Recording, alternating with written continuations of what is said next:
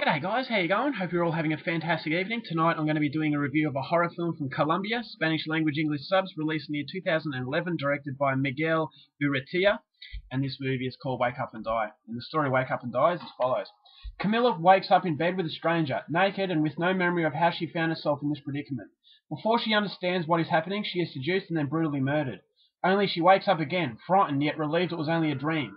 But again the same fate befalls her. Her only hope to put an end to this endless loop of terror is to dig deep within her reservoir of memories in order to learn the killer's true identity and save her life. Innovative, hypnotic, and ultimately relentless. Wake Up and Die is a death dream delirium not for the faint of heart. So this is kind of like a time travel movie. It stars the main character of Camilla, played by Andrea Montenegro. She wakes up naked in this guy's bed, who's also naked. So it turns out that's obvious that she's had a heavy night of drinking. She's come back to this guy's house and they've made love. So she's not proud of this and she wants to get out. But before long, the guy murders her brutally. So then she wakes up and she's in the same bed and it's basically in the morning again. So she realizes that it's a dream. But then the same thing happens to her. She's brutally murdered again. And then again, and then again.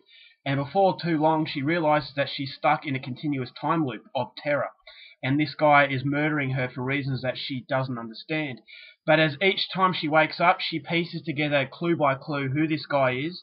And in order to get out of this continuous time loop of terror, she's going to have to uncover the truth surrounding this mysterious guy she's next to. So whether or not Camilla succeeds in what she's trying to do, that's something you're going to have to find out for yourself, because that's as far as I'm going with my synopsis.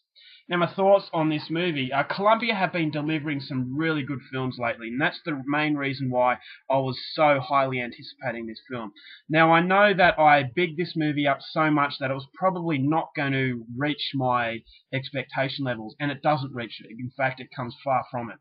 Having said that, the movie is very interesting because it is very unique, and that's what the film has going for it the most, is the fact that it's very unique in a world of so many remakes and just same sort of formula sort of slasher films, just done differently.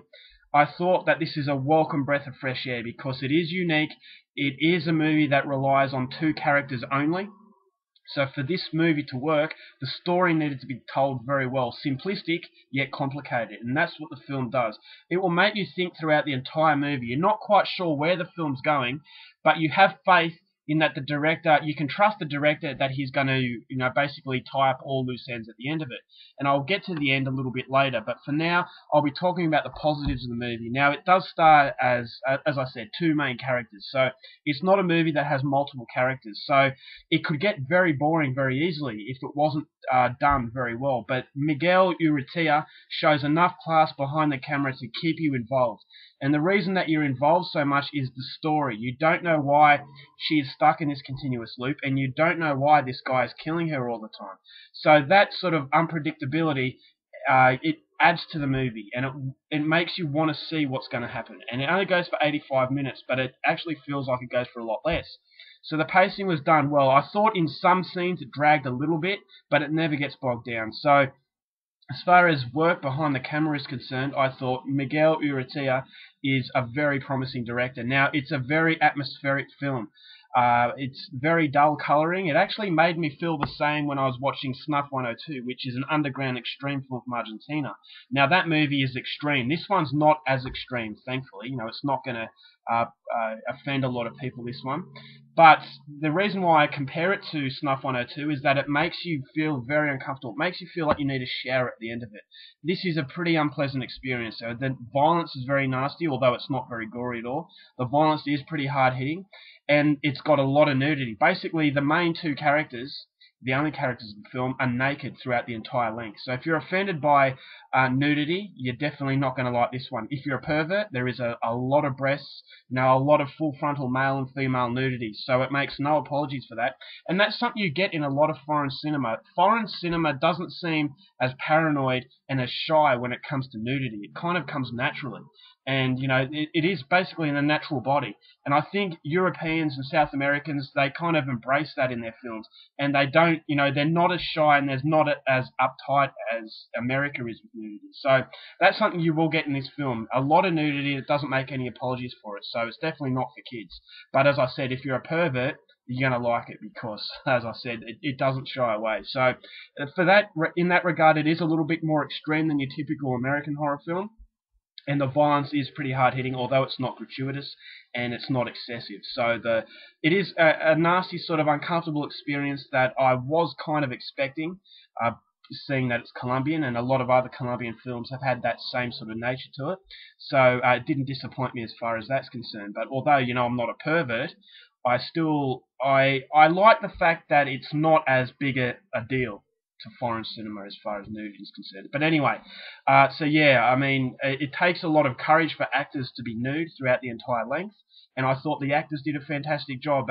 Andrea Montenegro played a very sympathetic character. You don't know why she's having to go through this, and you want to see her get to the end of it.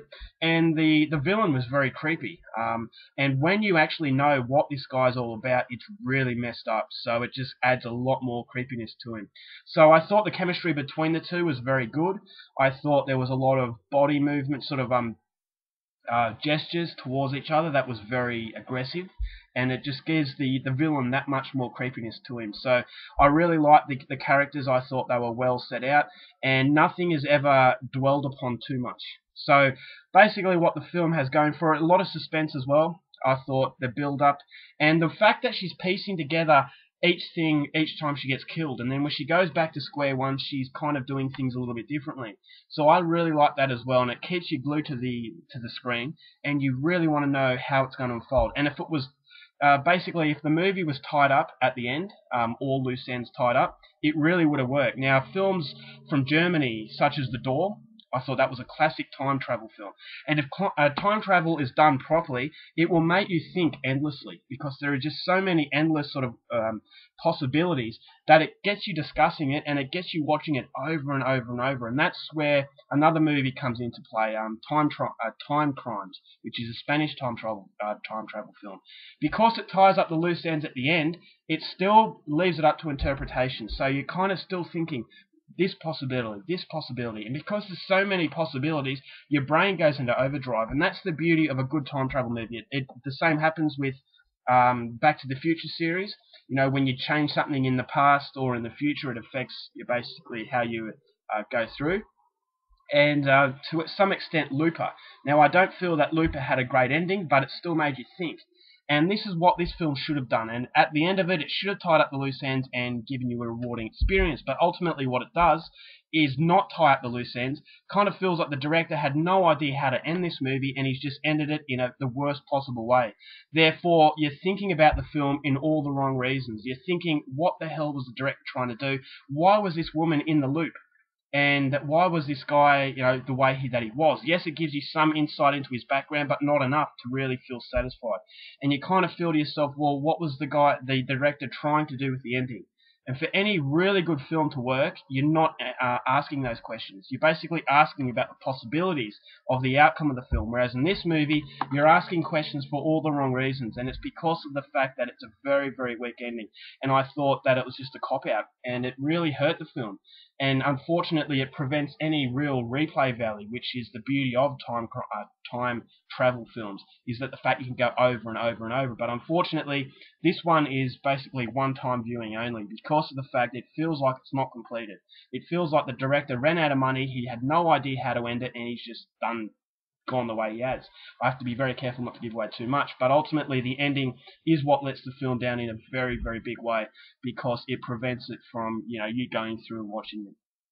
So, all in all, I was disappointed. It is not a bad film by any means, but it just should have been a hell of a lot better than it actually was. So ultimately, it does affect the movie in a negative way.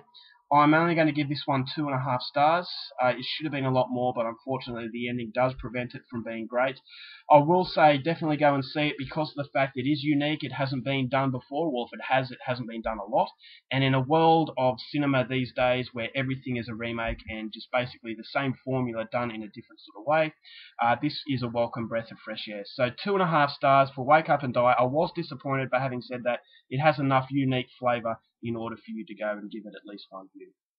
Alright guys, that's my review of the Colombian film, Wake Up and Die. I hope you enjoyed it. Till next time, keep watching movies, and I'll see you later.